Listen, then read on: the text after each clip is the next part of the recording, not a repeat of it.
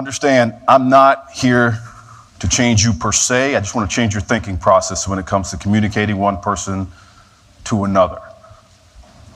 To give you some idea of what we mean when we talk about tactical empathy.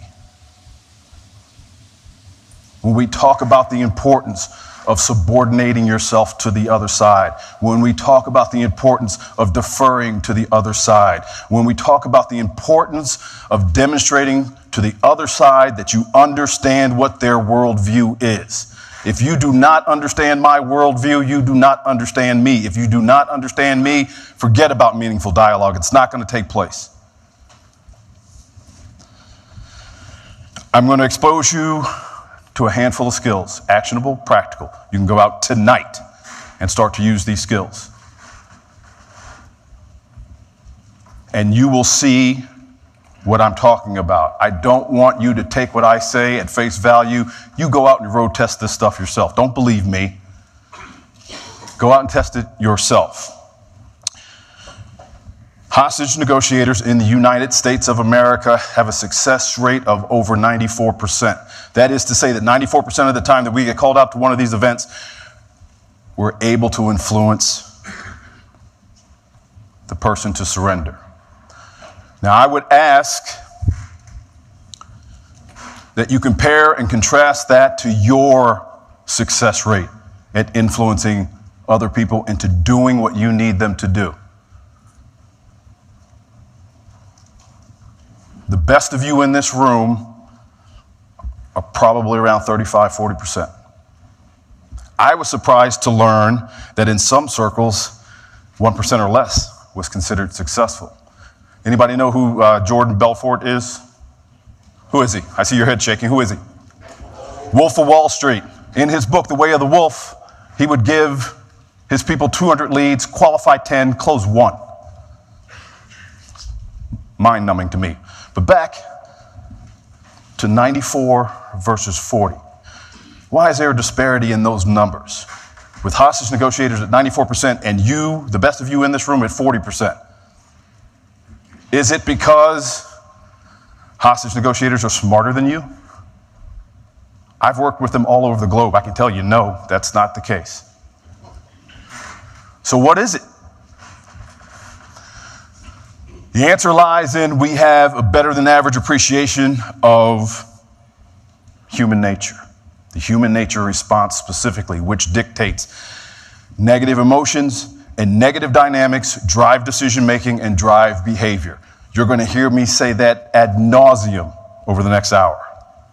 Negative emotions, negative dynamics drive decision-making, and by extension, they drive behavior. When you get your head around that, you are going to be at a distinct advantage over everybody else because people that you interact with will now become predictable.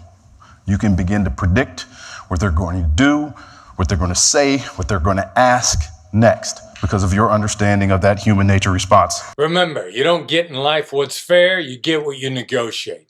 If you want to become a better negotiator, click the link in the description below. Now,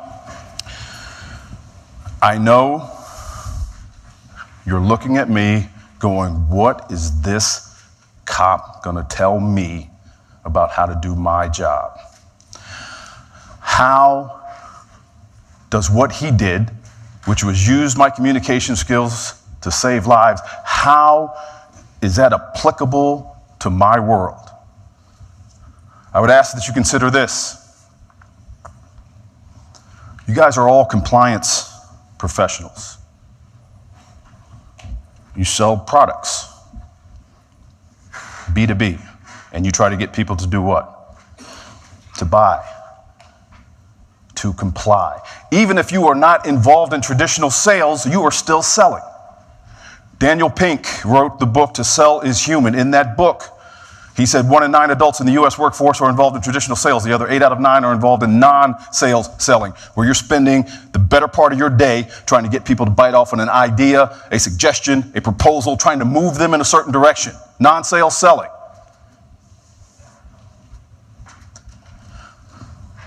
Hostage negotiators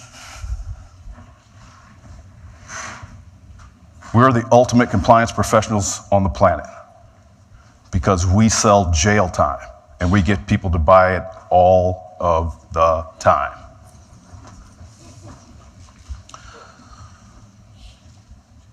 The skills I'm going to talk to you about today are derived from the active listening skill set, which was developed back in the 50s by a guy by the name of Carl Rogers in the area of psychotherapy. He was a doctor. We stole it for use in law enforcement in the mid-1980s, and it has seen increased use in the business world since the mid-2000s. The skills I'm going to talk to you about today impact everybody. I'm not going to argue with you as to whether or not it affects everybody because I've seen it, I know it does. As long as you're dealing with someone with a respiratory system and a brain, the skills will impact them. The degree of impact might be different. What works relatively easy with him may not work as well with you because you guys have two different constitutions, but the impact is going to occur. It does not matter what you look like. It doesn't matter where you come from. It doesn't matter your gender. I just got off of a training evolution rotation with a global company such as yours. And we were doing a follow-up session where they were reporting back on successes and failures after going out into the field and executing these skills. There was a woman on the call from Germany. There was a man from Mumbai. There was another guy from, I can't remember, somewhere in China. There's a guy from the Middle East. There's a guy from South America. To a man and a woman, they all said they can't believe how effective it is in their environment, which speaks volumes to its applicability globally. It's not by accident that hostage negotiators in Tokyo, in Hong Kong, in Melbourne, in Johannesburg, in Frankfurt, in London, in Toronto, LA, DC, Bogota, they're all trained in the same skill set. Why? Because it's predicated on that human nature response.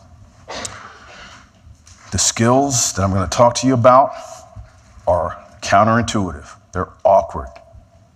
If you have not read Never Split the Difference, you're going to think to yourself, this is the dumbest stuff I've ever heard in my life. Some of you are going to look at me and say, this guy is no better than a snake oil salesman. He was law enforcement for so many years, now he's not law enforcement, so he's able to partake in substances that he was not able to partake in, and that's what he does on the weekends. He dreams this stuff up and tries to push it out to the private sector. You're going to think to yourself, I can never imagine that crap coming out of my mouth. You're going to go back to a tough conversation that you had, and you're going to say to yourself, if I had used that in that conversation, fill in the blank, something bad would have happened. I would have embarrassed myself. They would have thrown me out of the room. He would have yelled at me, etc. This is tantamount to learning a new language. And for some of you, it's going to hurt. It's going to hurt because it's awkward. And the awkwardness is your brain telling you there is no cognitive map yet developed for the skill that you're asking me to use, and it's making me uncomfortable. And as human beings, when we are uncomfortable, what do we want more than anything else? To get comfortable again as quickly as possible. And in this case, that would mean reverting back to old habits. But rest assured,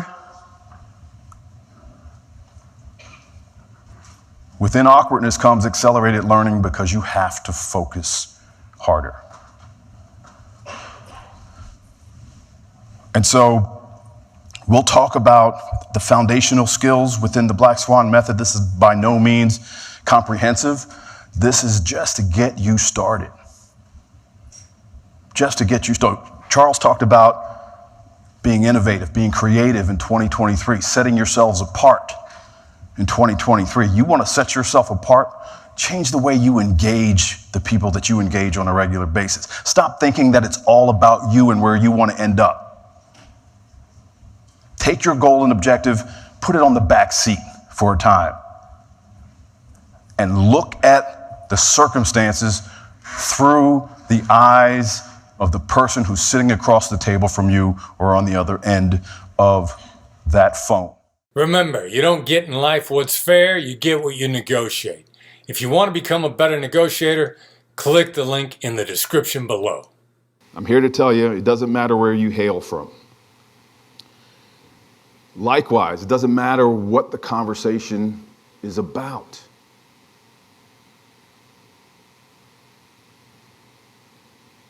Mergers, acquisitions, real estate, buying a car, contract negotiations, salary negotiations, negotiating with your teenager to complete their college application. The skills work in all of those environments. These skills have been tested and proven in the highest of stakes conversations on the planet, where lives are literally hanging in the balance. If they work in that environment, why would they not work in yours? And some of you may be thinking to yourself, well, yeah, but lives were at stake in your conversation. I don't have lives at stake in mine. And that's true. Lives are not at stake, but livelihoods are. And I will tell you that those negative emotions and dynamics, the same ones that are present in a hostage taking, are the same ones that are present in your tough conversations. It's just that the stakes are different. Now, some of you are going to say to yourself, there is no way that I would ever say that the way he said to say it. You're going to think to yourself back to your last tough conversation and say, if I had said that during that conversation, they would have yelled at me, I would have embarrassed myself, they would have called me out for doing something,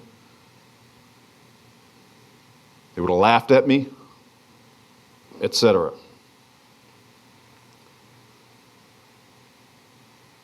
At least as far as Troy and I are concerned, you're going to say to yourself that those guys are crazy. They're no longer sworn law enforcement, so they're able to partake in substances that they weren't able to partake in before, and they're sitting around their homes, partaking in those substances, dreaming this stuff up. Snake oil salesman. How could that possibly work in my environment? And a lot of that is going to be born out of the fact that these skills are counterintuitive. They fly in the face of everything that you've ever been taught before. And on top of that, they're awkward. Oh yeah, we're going to make you feel awkward today. We're going to take you out of your comfort zone. We're going to put you in a box and make you play in that box and not let you out until we're satisfied.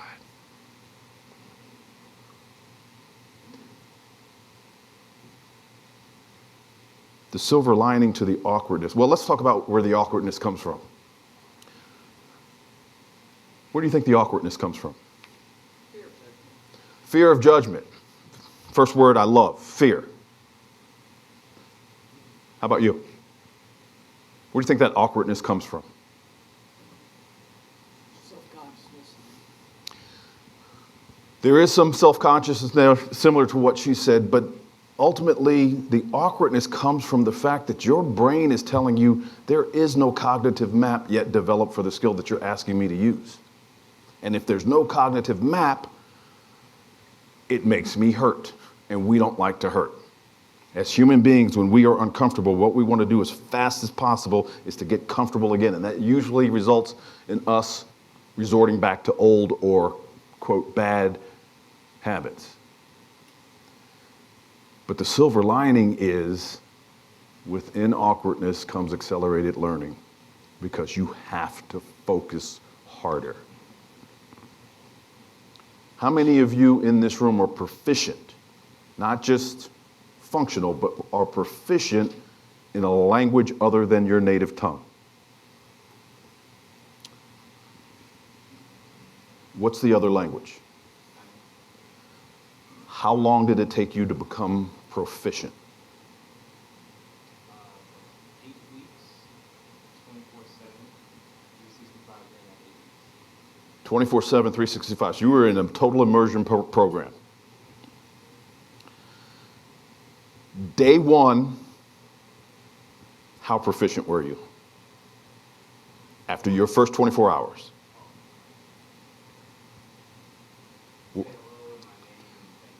There you go. I could not have dropped you off on a corner in Mexico City and said, have fun. 8 weeks later, I could drop you off in Mexico City and say, have fun. What we're talking about here is tantamount to learning a new language. 24/7 for 8 weeks, total immersion is what got him to a level of proficiency. Why? Because he was getting repetition, repetition, repetition, repetition. Your reps for this skill set starts today. How many reps does it take to develop a new habit? Not days. Don't tell me how many days. Everybody's going to shout, 21 days. How many repetitions does it take for you to develop a new habit? 2,000. Huh? 2,000. Well, you're in luck. It takes less than that. 67 repetitions to develop a new habit. Not to be efficient, just to develop it as a new habit. And so we're going to start those repetitions here. Don't let that awkwardness be a challenge for you. Accept it, embrace it, because it's going to make you better, because you have to focus harder. We're going to focus a lot on tactical empathy. That's the foundation upon which all of our stuff is built. Everything that we do is in pursuit of tactical empathy, and we'll talk about the legal definition of tactical empathy as far as we're concerned in a few minutes. But everything we're doing is in pursuit of the tactical empathy. I'm not here to change who you are. You guys are successful without us. We're just here to add to your toolbox, to give you some other things that enhances what you're already doing. We're not trying to change you, but for those of you who are new to us, what we are trying to change is your thought process as it pertains to communicating one person to another. And that's going to begin with understanding what business you're in. What business are you in, really? What business are you in? Negotiation. You're in a negotiation business. What do you do? I'm a contract manager. Contracts manager, okay. What business are you in? I'm retired from sales. Sales. What business are you in? Real estate, sales. Real estate. What business are you in? Real estate, sales. What business? Oh, sorry about that. What business are you in? Consumer packaged goods. In the back. What business are you in? Can I tell you that you're all wrong?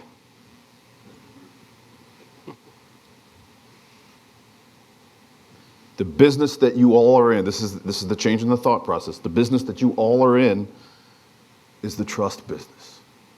That's the business that you're in. You're not getting contracts signed unless they trust you. You're not selling property unless they trust you. Anybody, anywhere on the planet would do anything for you if two criteria are met. One, it's within their capability, and two, they trust you. We didn't realize a 94% success rate because the people didn't trust us.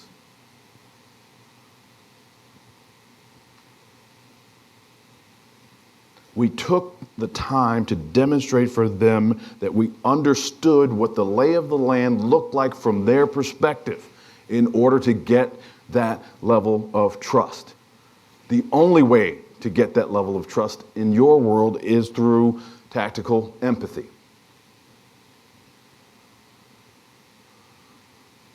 And tactical empathy starts with your ability to listen. In theory, if I ask you how important listening is, everybody in this room would say, yeah, it's really important. In reality, none of us do it very well. None of us get beyond that, I get it. Listening is the cheapest and most effective concession that you can make from one human being to the other. Listening by itself is persuasive. We all instinctively know that. Yet it's so hard. How many of you in this room think that you are good listeners? Tom is a good listener. He's the only one? You think you're a good listener? All right. So even the ones that are good are underperforming.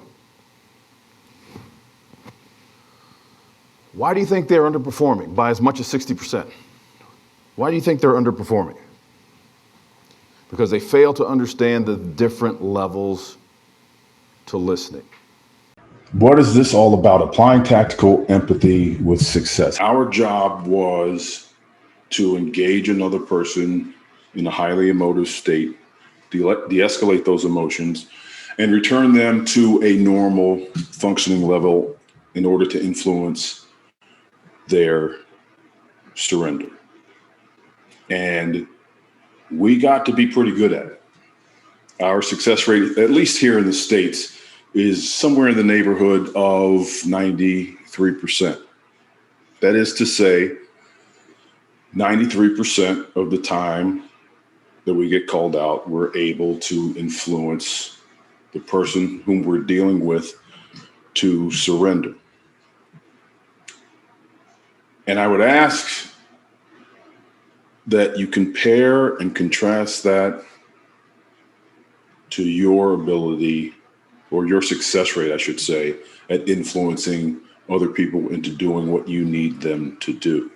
The best of you on this call are probably successful around 35 to 40% of the time. I was shocked to know that in some circles, a 1% conversion or success rate was considered acceptable. Those of you who are familiar with Jordan Belfort know that he is the Wolf of Wall Street. And he wrote in his book, The Way of the Wolf, that he would provide his salespeople with 200 leads. He expected them to qualify 10 and close 1.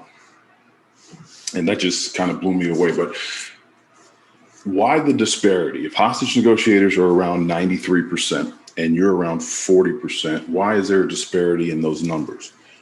Is it because Marcella, Roger, Sandy, Troy, and I are smarter than everybody else? And the answer to that question is no. The answer to the question lies in our appreciation of the human nature response, which dictates a couple of things. Number one, negative emotions and dynamics drive decision-making and drive behavior. There's no two ways about it. And the other is your voice causes an emotional impact on the part of the person receiving your message. It can be large or small, it can be positive or negative, but it is nonetheless there.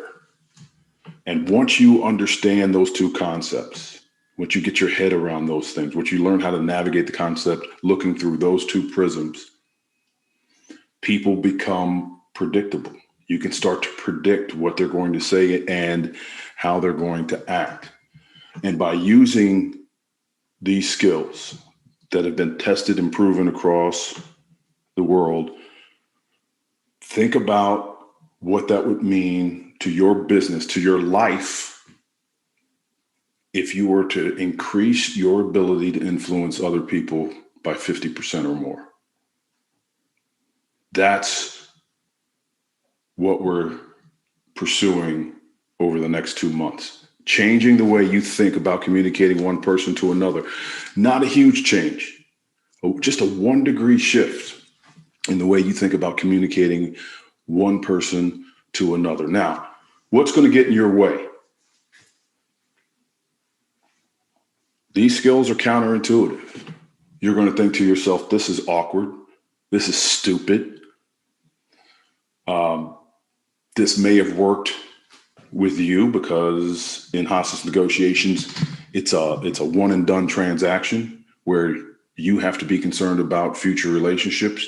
You're going to think that all of us have retired and we're partaking in illegal substances that we couldn't partake in while we were sworn.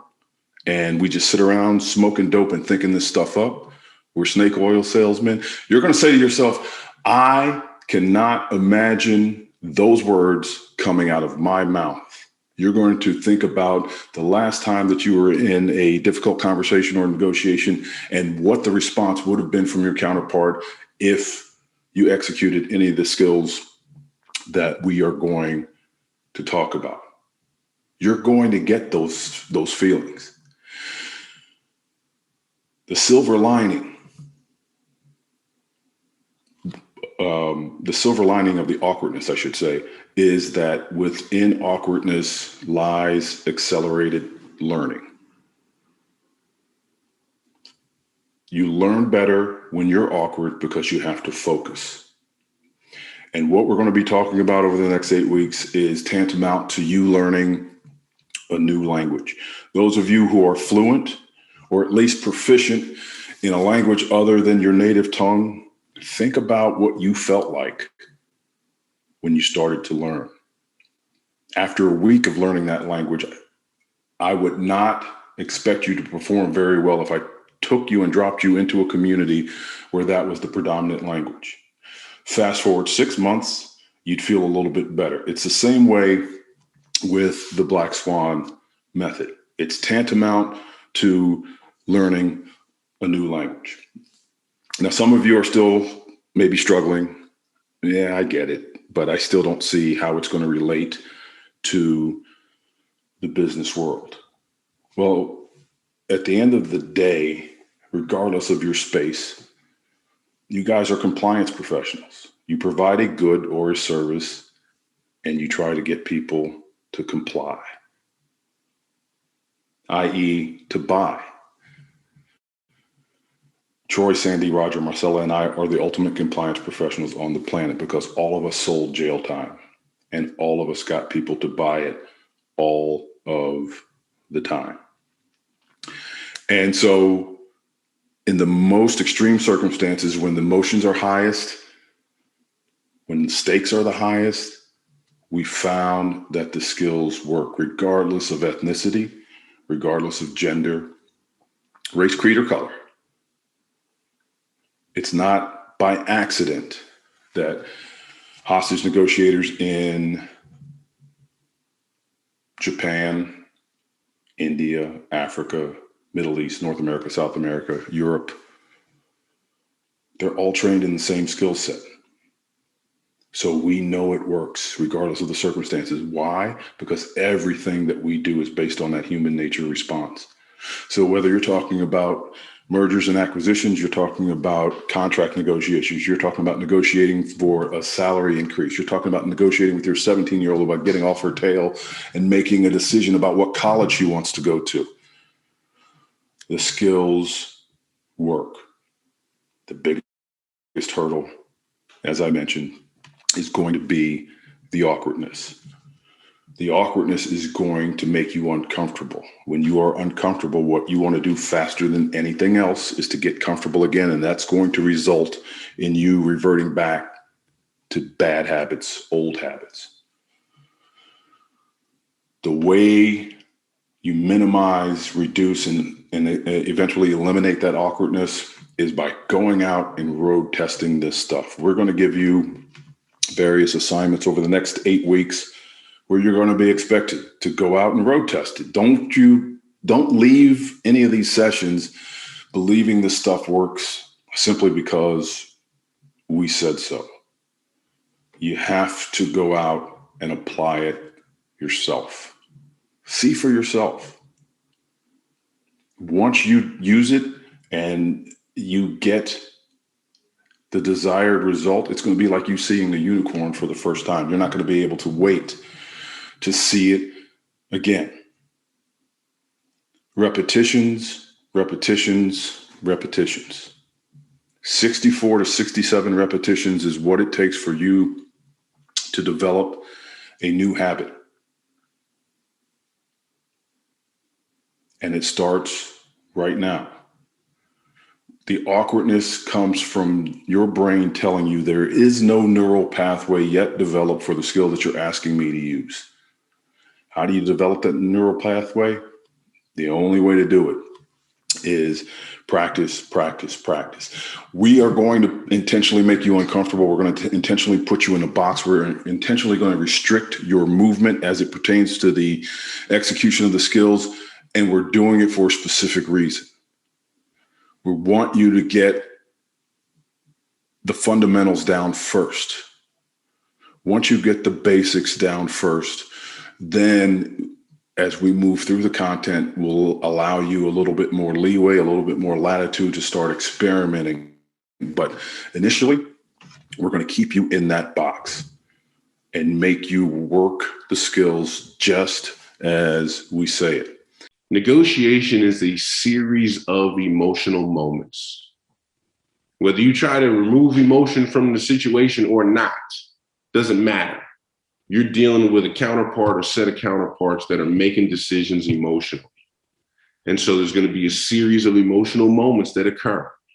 Our job as negotiators, in addition to making them the problem solver, showing the understanding, right? We get all those things. In addition to that is, we got to be able to ask ourselves, are we intimately in control of the emotions that take place at the table?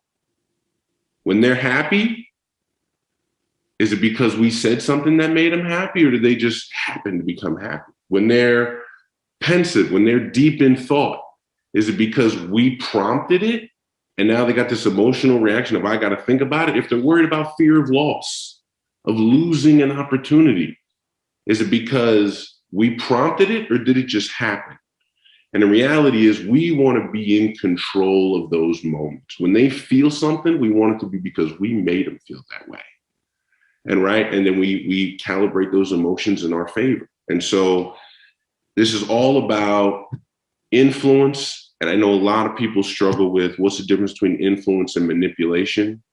The reality is they're essentially synonyms. The difference between the two is intent.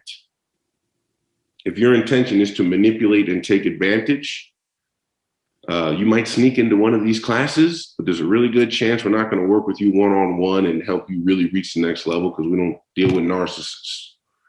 But if you want to build trust and develop an understanding that leads to that influence, you're in a different realm. And so intent is really the difference between the two.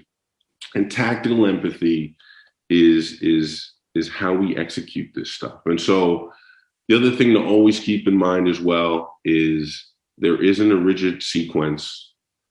I wish that I could lay out a step-by-step, here's this skill and then use this skill and then use this skill and then use that skill. And it doesn't work that way, unfortunately. And if you've had enough exposure to the Black Swan Group, what you probably found is questions that get asked, especially if they get answered by like myself, Sandy, Derek, or Chris, right, whoever's on the screen, you're probably going to get 3 different answers to the same question. And the reality is all 3 answers are right. Some of it is, what are you comfortable with? Where's your knowledge level? And then what works really well and naturally for you, right? 9 times out of 10, I'm going to tell you to use a label. 9 times out of 10, Chris Voss is going to tell you to use a calibrated question.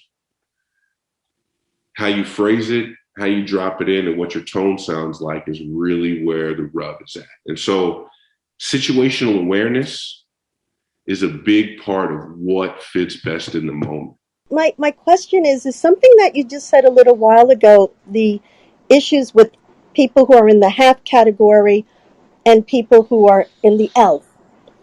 And just thinking about, you have worked with and dealt with some of the most difficult half people in the world. Yes. I'm thinking of, part of my question yesterday was dealing with the political divide in this country.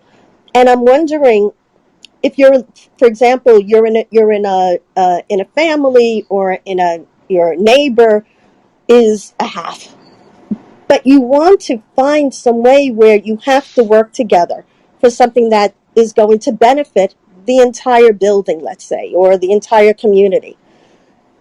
Is there any, given your experience, is it at all possible to, would you try and find a way to half the half, to move, they're not going to be an elf, but you can't have them totally a half.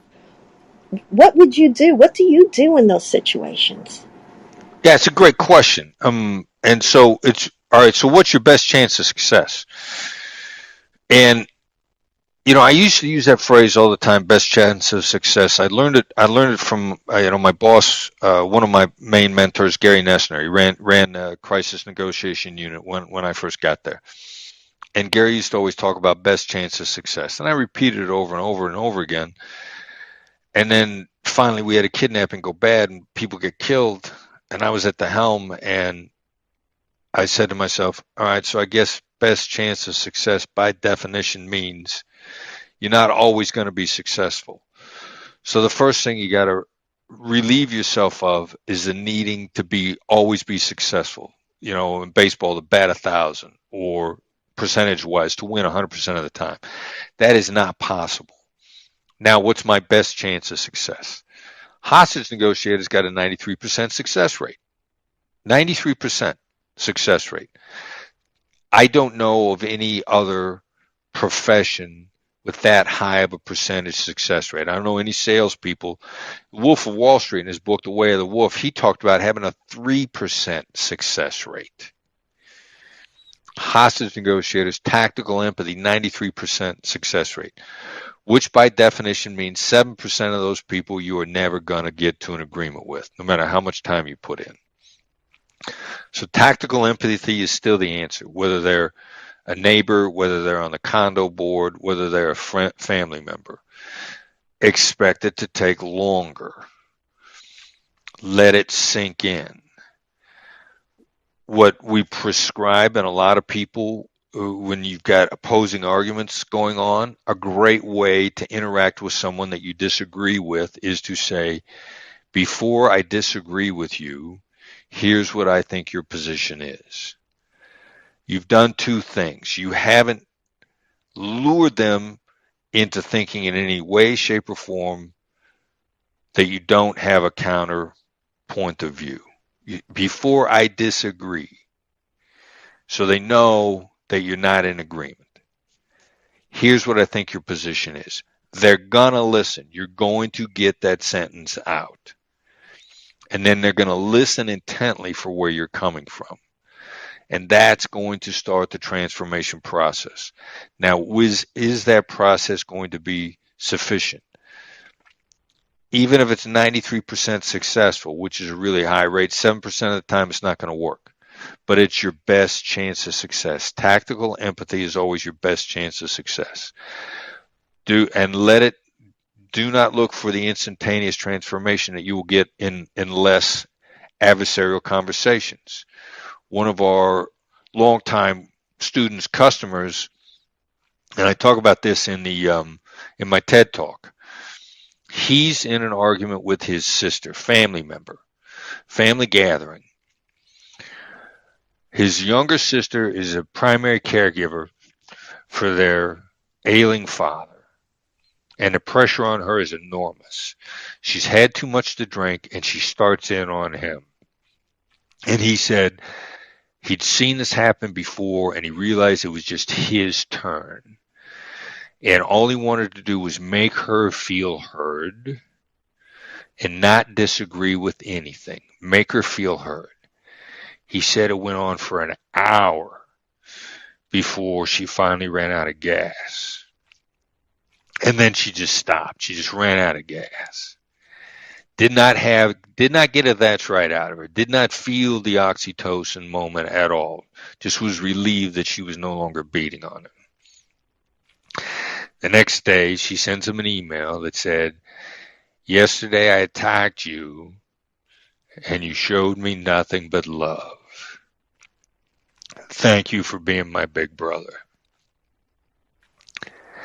Give it a chance to sink in. Give it a chance to work as much as it possibly can, and realize that you've done the best that you can. And it won't always work every time, but without trying it, it won't work at all. That's the best I can give you. I hope you didn't hear all the moments when like, oh my God, wow. That is just truly beautiful. Truly beautiful. And you could just, I could just feel how that can, because when you focus on really caring for somebody, that is the most beautiful thing you could do. Thank you. I really appreciate this. Thank you so much. You're welcome. An American overseas doing something stupid. This is a sociopath that has him. The question I often get, or the one that I like to throw out, is, does empathy work on sociopaths? Well, this guy is a sociopath. He's got on his uniform. Sunglasses, black bandana, black t-shirt, camel pants, 45 strapped to his side, 45 caliber automatic handgun strapped to his side of his camouflage pants. He thinks this makes him look daring and dashing. He doesn't have on sunglasses because it's sunny in the south of the Philippines. It is, but he's got them on because he thinks it makes him look more photogenic. And this is the negotiator that I'm coaching. Now, we go through the negotiation for a period of months. The terrorist is not asking for ransom for the release of the American. He's asking for war damages for 500 years of oppression in the south of the Philippines, from the Spanish to the Japanese to the Americans. Now, right now, you're saying like, well, this is one reason why hostage negotiation doesn't apply to me. Because I was never in a negotiation where the other side were bringing up things from the past that had nothing to do with me, that occurred to them before I ever showed up. In my business negotiations, people don't react like that. They don't bring baggage to the table. Oh, wait a minute. That happens at every negotiation. People bring their history of experience to the table, even history I had nothing to do with. So we finally decide, after 4 months of a stalemate, that we're going to get a that's right out of the terrorist. So I coach my negotiator. Today you get a that's right. He gets the terrorist on the phone. He says, you know, you're not asking for ransom for the American. You're asking for war damages for 500 years of oppression. And he goes on at length over the injustices that occurred and the things that the other side had experienced that had nothing to do with the Americans or the American being held, but what they had experienced. And after going on at length over the other side's experience, he goes silent. He doesn't offer an argument in return.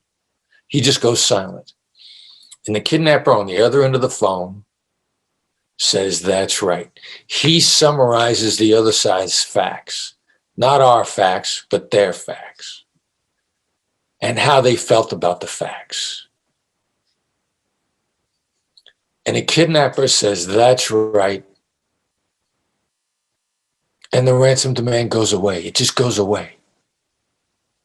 Money is never mentioned again in the kidnapping. It takes several more twists and turns. And on Monday, Thursday, on the Thursday before Easter, the hostage walks away. The military flew down and picked him up. They held a big press conference in Manila announcing the rescue. We flew Schilling back, the American, back to the United States, and I was back in the Philippines a couple of weeks later. I connected back up with the negotiator that I had coached, and he said, you're not going to believe who called me on the phone. I said, I don't know who called you on the phone. The sociopathic terrorist. What did he say? He said, have you been promoted yet? I don't know what it was he said to me on the phone. I was going to kill the American. You're really good at what you should do, what you do. They should promote you. This is what the demonstration of understanding gets, ladies and gentlemen, because in that moment, the person who lost everything called the person on the phone responsible for it to congratulate him and let him know that he was still willing to talk to him. Despite everything that happened, he was still willing to talk and collaborate should they talk again. Everybody that you interact with should always be willing to talk with you, because your brand is empathy. Your brand is understanding. That's what That's Right does when you begin to apply this to all of your interactions. People will always be willing to talk with you. Your brand is empathy. Your best self is relayed to others through the use of empathy. I have someone on my team who used to work with another brokerage, and she informed our team that there are brokerages out there that train their agents to be adversarial. And that's sometimes what you're dealing with as well. So when you use tactical empathy, it kind of, they don't expect it, but it works with them, I would say almost more, because of the fact that they're trained in this other way of negotiating. And when they're trained in that other way, they're not going to display it. But to her point, they're highly susceptible to it. They will react to it. So going back to what we were talking about before, Anna Maria, first of all, start talking to the listing agent as if you're an advocate for them, as if you really care about them, about their worldview, about everything that they're going through, because they're trying to sell this $300,000 property at $500,000 because they can in this market. Make sure that you demonstrate for them that you understand what it is that they're going through. And that's what starts to separate you. That's what starts to move you out of the pack of the other 20 offers that are there. Because I can tell you the other 19 people that they're dealing with are not talking that way. Yeah, I can see that. I guess when I was saying what's important to the seller, it's not just that one question. I try to go into what you said. Most of them are just so quick, and they don't have time, for anyone. So, Marcella, would you be opposed to just kind of sharing or role modeling how a conversation would go? If somebody's the listing agent and they just got 20 offers, and most of the times they don't even pick up the phone, they'll just text, if they even do that. We'll just text you. Yeah. Definitely try to get them on the phone. That's the best way to negotiate. In fact, I like to set the expectation of the negotiation continuing over the phone, even if we go under contract with them. So that's so helpful. But an accusations audit would be, I'm going to sound like the 30 last agents that just called you expecting that my offer is going to be the best. This is going to sound like I'm peppering you for information that you don't want to give. I'm going to sound like all I care about is my client and understanding what will win this deal. I'm going to seem so inconsiderate with your time, because I think time's a big deal for agents, all of us, buyers or seller side.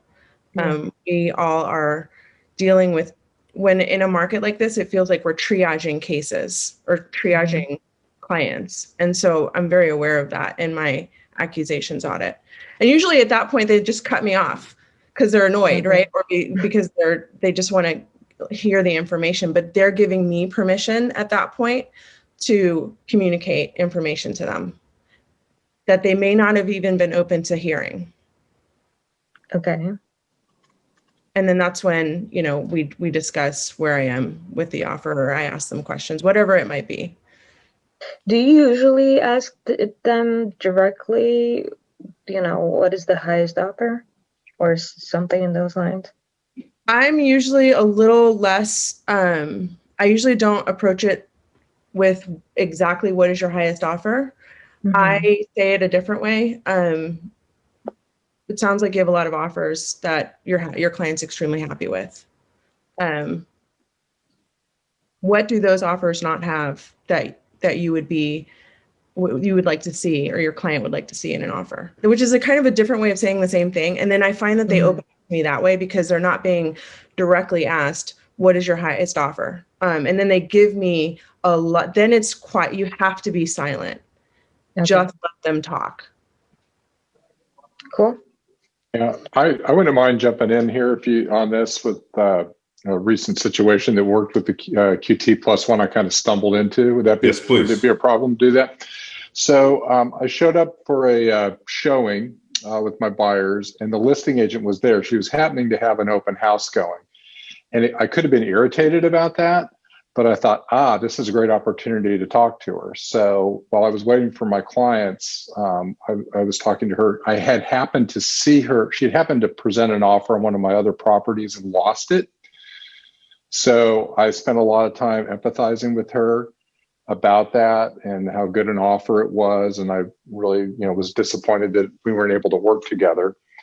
And then I worked in, I said, it seems like you have a lot of buyer activity on this home. Oh, excuse me. Pardon me. And she responded, oh, yes, we've received an offer on it. And I said, you've received an offer? And she said, yeah, but the clients, they want to make a decision tonight. And then I said, would it be unreasonable for me to bring you a full price offer? And she said, no, it would need to be over asking. And I said, over asking? And she said, yeah, just a little over asking. And then I said, okay. And I said, would it be a problem if we waived the inspection contingencies and just went straight to a contract? Because it's a newer construction. Would that be a problem? She said, no, that'd be very favorable. So I was able to get these terms, and we ended up getting the home for the client. That's awesome. How much? Just a little bit over. What does that mean?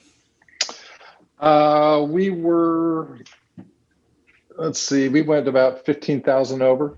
Okay. But in this market, we've been, it's been much more than that, more than that. I know. But what we did is we put up 20,000 in non-refundable due diligence and waived the inspection period.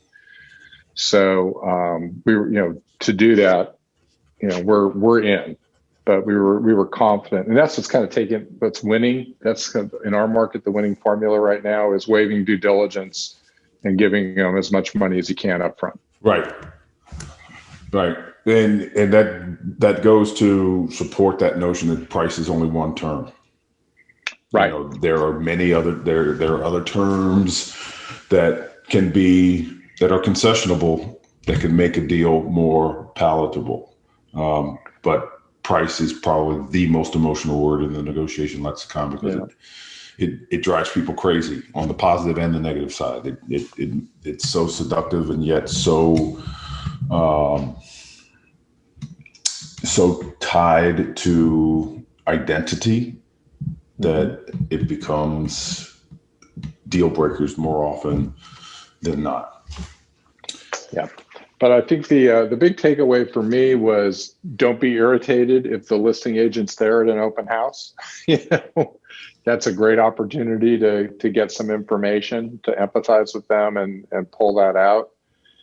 And she told me more than she should have, quite frankly, because my folks would have gone higher, but she let me know that we could go in lower. All right, so I'm going to pull that apart just a little bit. My first question, because I'm unwashed. The problem with the listing agent being at the open house is what? Just, when you show up for a showing in our market, you want to be able to try on the house and have them walk around and have a conversation without that information with the being overheard by the listing agent. Gotcha. So, I had an appointment at a designated time and there were other people there. Okay, gotcha. But I saw that as an opportunity now to be able to get information face to face from the listing agent, which I normally wouldn't have. Perfect.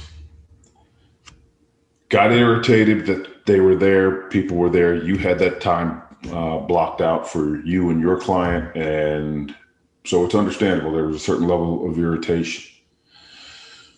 Many people would have let that irritation carry the day and affect their behavior, their attitude in a negative fashion. You chose to take it not as an ordeal, but as an adventure, and engage the listing agent. And because, and it wasn't only because of this, but because you decided to engage them from their perspective. What did she do for you? She provided you with information that she probably shouldn't have. Right. Because you made, it's a woman, I guess, you made her feel so good by just taking the time to listen to her perspective that she felt obligated. This is the power in tactical empathy. It's the power in our stuff. Tactical empathy is the foundation upon which the Black Swan Method is built. And this is a great example of the power of tactical empathy. It encourages reciprocity. Subconsciously, she now feels obligated to share with you because of the fact that you took care of her defenses. Yeah, and also the fact that we spent probably 5 to 10 minutes talking about the deal she lost on one of my listings and how bad I felt for her for that. Mm. So that really opened up the empathy door. Yeah, so I tell you guys always be cautious of common ground, but understand that if there is common ground, as there was in this case, the Black Swan Method makes common ground that much stronger. Common ground by itself is a pretty weak tactic. I'm not telling you that you can't make deals using common ground. You just don't make as many as you should if that's all you're relying on. And so the fact that you guys were in a transaction together that fell through, and the pain that you felt for her because of it, huge. What's the Black Swan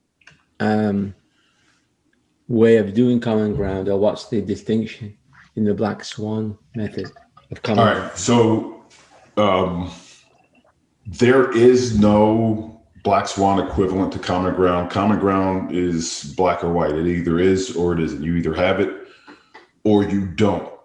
Our problem with common ground is, for some people, myself included, I, on some level, internally take offense to common ground because there's a little piece of my brain that is telling me that you are using common ground with me as a tool, expecting me to acquiesce. Yeah, I'm like you. I have a little bit of that in me. Yeah, if I say, I had a great weekend this weekend and went to a soccer tournament and watched my daughter play soccer for 2 straight days, they won the championship. And then the next words out of your mouth, your daughter plays soccer? My daughter plays soccer.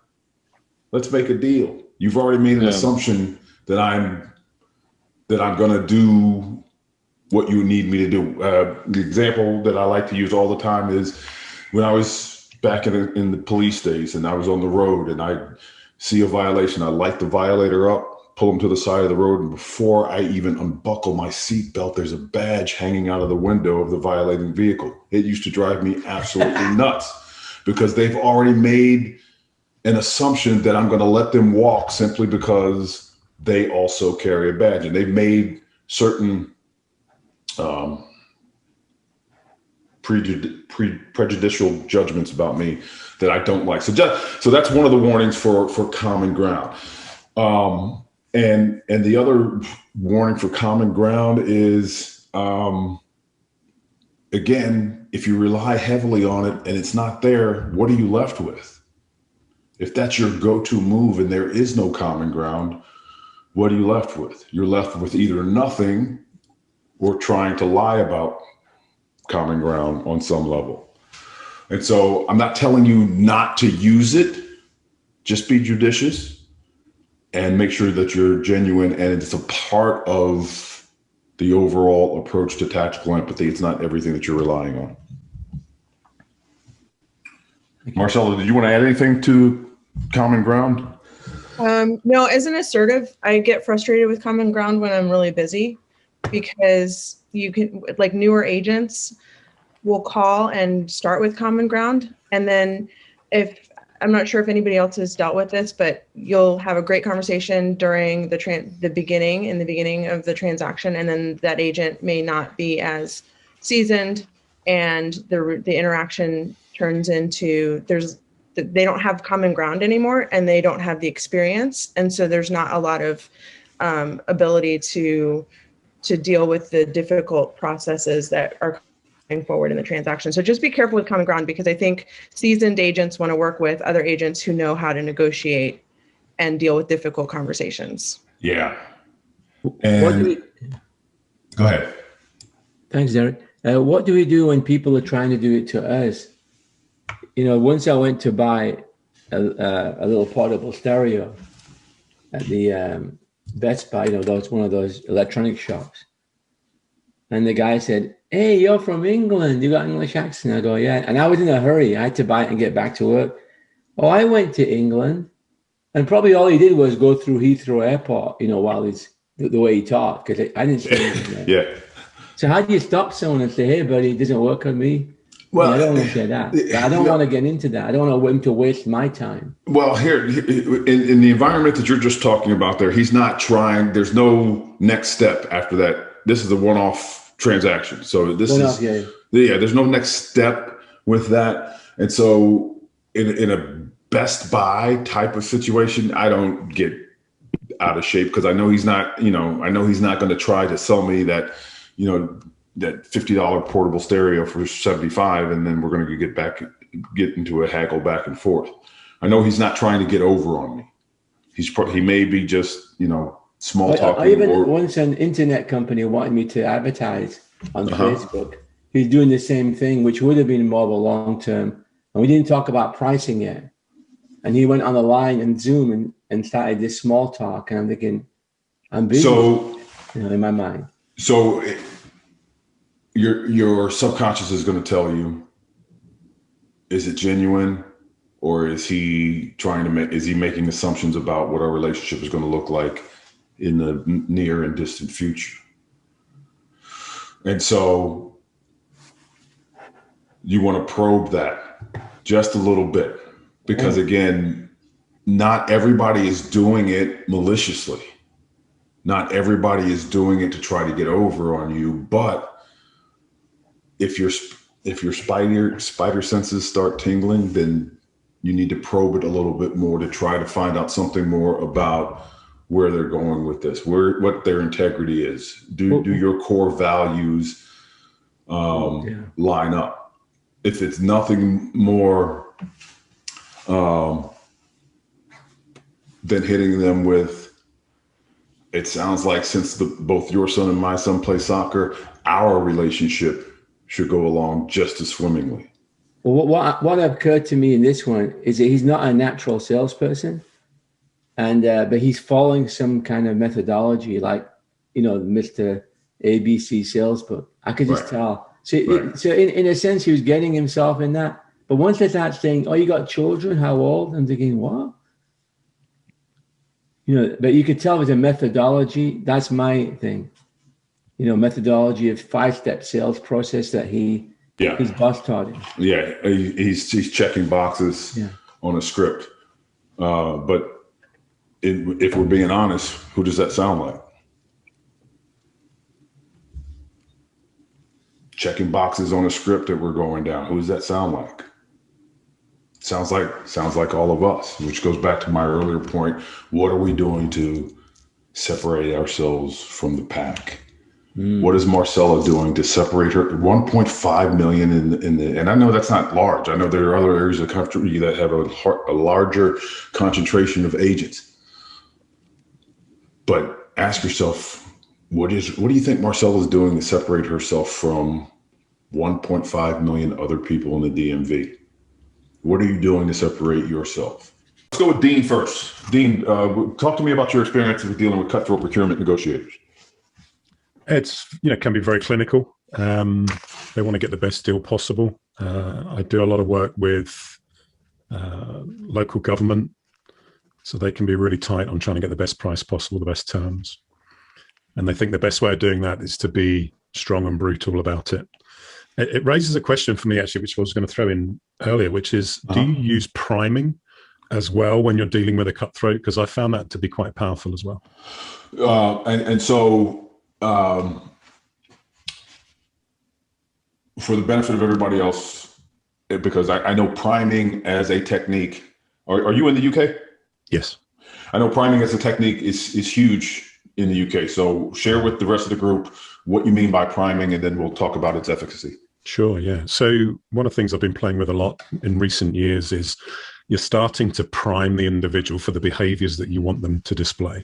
So I might start a conversation by saying, thank you so much for being so generous with your time. So I'm dropping in the words of generosity. But I'm also bringing in things like positive association or negative dissociation. So if I think about a cutthroat who wants to be seen as strong and powerful, I may negatively dissociate some of the weaker behaviors. So I might say to him, it's rare to meet somebody who's so strong and powerful at negotiation. I meet so many weak negotiators that they tend to be really unsuccessful because they don't seem to be able to connect with the person in front of them. So yeah. I'm priming for connection and openness and dropping a lot of those things in. So I wondered if that was something you've used as well. In the hostage world, priming is done often. For example, it's clear to us you're not ready to come out now. When you are, let's talk about what that's going to look like. Yeah. Now, Marcella did a fantastic job of priming this one guy that she dealt with on her first job, where she would take him back to the vision. What's it going to look like when you come downstairs? What's it going to look like when you actually put that gun down? What's it going to look like when you're out and walking the beach that you so desperately want to get back to? She did a lot of that priming. So, but what are you really doing when you're priming like that? How does that dovetail with what we talk about at Black Swan? It dovetails because priming is another skill by which you are demonstrating tactical empathy. It's another way that you are deferring to the other side. It's another way to demonstrate you're subordinating yourself to the other side. When you say something like it's rare to meet a negotiator as strong as you, what are you doing? Releasing chemicals. Yeah, you're giving them hits of dopamine. They're like, yeah, that's right. That's right. And they go about telling you how they cleaned the clock of the last person that they were in the room with. And that's providing you vital information of what you need to either expound on or avoid during your conversation. So I like the idea of priming, and I wanted you to actually lay it out for the rest of the group, because priming is just another tool for tactical empathy. That's all it is. Mm. And would you then follow that up with the behaviors you want them to display more of, like openness and connection? I think that's going to be self-evident because of your openness and your drive for connection, because it's all under that tactical empathy umbrella. The rule of reciprocity holds true. So I don't necessarily need to voice it. I'm going to demonstrate it. And that carries a lot more weight than you trying to plant it, so to speak.